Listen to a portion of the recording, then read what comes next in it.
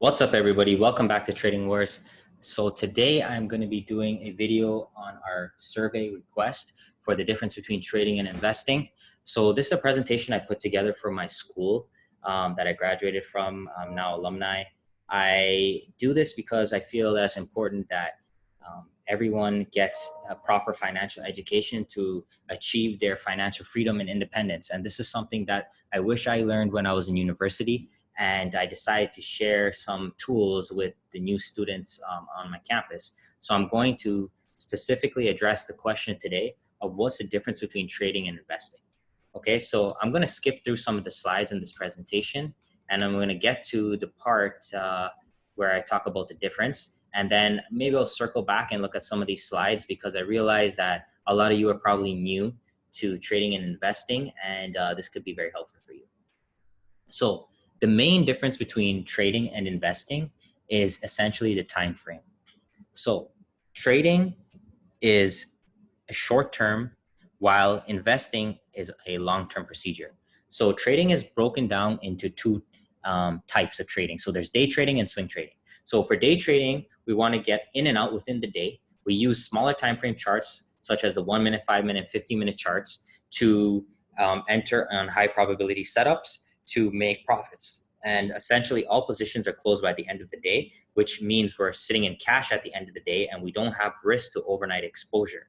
There's a high frequency of trades, a quick turnover, but there's also potential to miss longer term moves. So swing trading is very similar to day trading. The setups themselves are the same, whether it's a double bottom, double top, Fibonacci, engulfing, hammer candle, whatever it is. The setup is the same, but the time frame is totally different.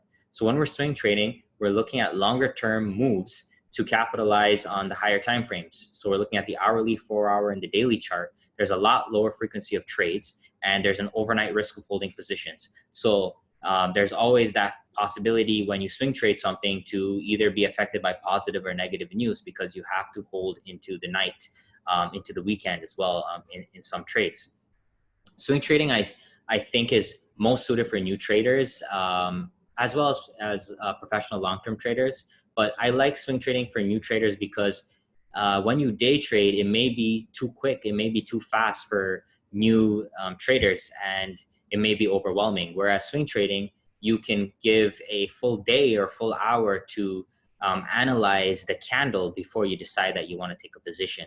And the lower frequency of trades and the lack of time pressure, I feel, is really important for new traders so that they can sit back and see the market before panicking and executing, which can happen in day trading. So now investing is a time frame of 5 to 10 to 20 years. And we're focusing on a very long-term movements of undervalued companies. Essentially, investing is looking for profitable businesses that are currently undervalued, that we want to hold for a significant period of time.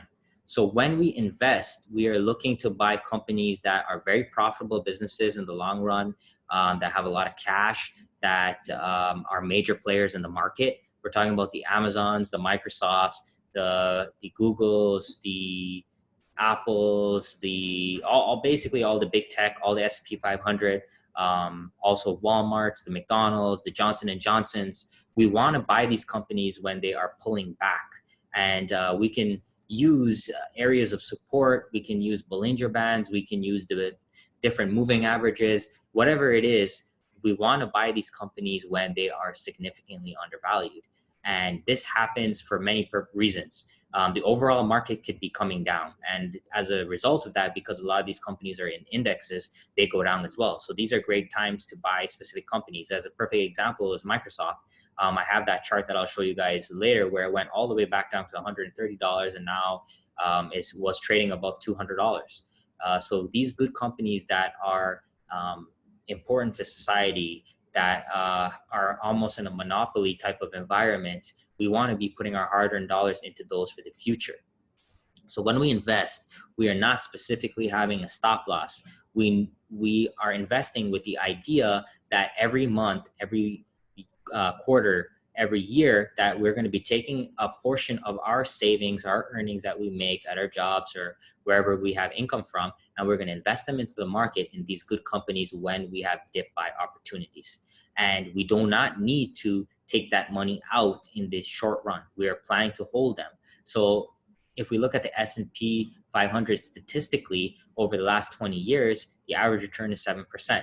So with that concept in mind, that means if we hold something for a 5, 10, 20-year period, and if they go against us and we dollar cost average down, we buy more shares because we are earning money every month, eventually we'll get to a point where we'll be profitable, even if we have to be in a little bit of a loss position early on. And this is exactly what I did during the times of coronavirus with my longer term positions in Microsoft, Amazon, Google, J&J's and those type of companies.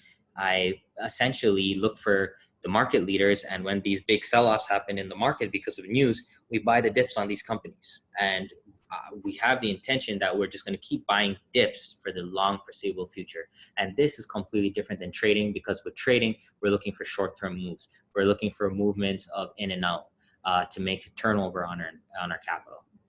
So let me show you guys the Microsoft example. I have it here. Here's the Apple example. Here's a Microsoft example. So like we see, using the charts, we can identify major areas of support. And in 2019, the area of 130 to 135 was tested multiple times for Microsoft. And with the coronavirus, we had an opportunity to buy it again at $132. And now Microsoft is close to $200. And that's a huge return. But this is what we do. We wait for opportunities to buy great companies like Microsoft at areas of support. And we are holding these with the intention of not withdrawing this capital, but instead holding it for the foreseeable 10 to 20-year future. So it obviously depends also where you are in your career, how close you are to retirement, on how long you're willing to invest for. But essentially, we wait for these companies to have major dips before we invest our money in the long run. Okay, so I think I've covered the topic of investing versus trading, and I want to just show you guys some examples of how trading versus swing trading versus investing kind of differs. So let's look at Starbucks. So this is a 5-minute chart for Starbucks. Hammer candles are something that I love to trade. So we have a hammer candle coming in around 10:30. We can have an entry at 71.65, a stop at 71.08. And as I mentioned in previous videos, and on my Twitter a lot, I like to risk only 2% of my account in every trade. So if we had initial balance of 10,000, we would risk $200 for this area. So the difference between this, we would buy enough shares such that if we get stopped out, we lose $200. And we look for a profit target of between 2 to 3R. So in this case, 73.65 was 3R, we could have made $600. But the duration of this trade is only from 10:30 to about 2 o'clock. And now if we were to look at a swing trade, here's an example of Johnson & Johnson for a short swing trade. We had an area of about 150 where we've seen many topping tails, inverted hammers, and rejections.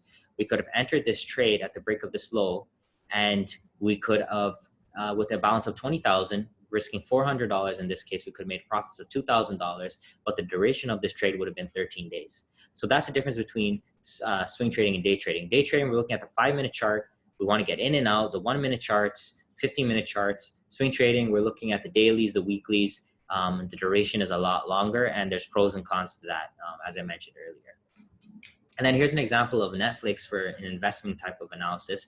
We look at the weekly chart, and we could see Netflix bottoming around $80-ish to $90-ish.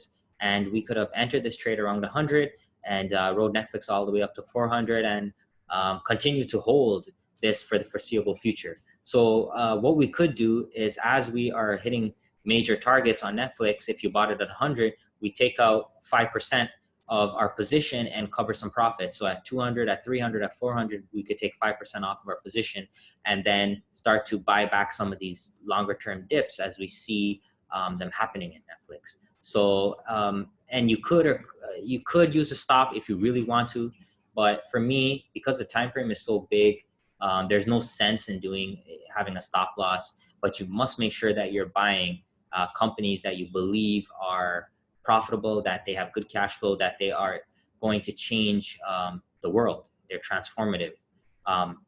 companies like penny stocks, like wheat stocks, there's no use investing in the long run because those companies don't make profits. They don't make money. So those are the companies that we want to stay away from. Okay, so I wanted to share a compounding example with you guys. Um, so just because this is a huge part of my motivation, and I think a lot of people are unaware of this. So if we had an initial balance of $10,000 and we took 20 trades a month with a 50% win rate, so that means every time we take a trade, it's equivalent to us flipping a coin. So we win 10 and we lose 10. And based on the R multiple, which I talked about previously, let's say we risk 2% of our account per trade. So every month we would have 10 winners, 10 losers, and we would walk away with this much profit over here every single month. And what we could do from here is we can reinvest those profits, and then the next month our R multiple is higher. And if we repeat this process for 3 years using a $10,000 balance initially, we can end up with 309,000, which is amazing, guys. This is something that you can achieve in any business, this type of return with such a small initial balance. So I hope this was helpful, guys. I hope I answered the question today, and I hope you guys enjoyed the presentation. Please comment, like, subscribe, and looking forward to the next presentation that we have. Thank you very much.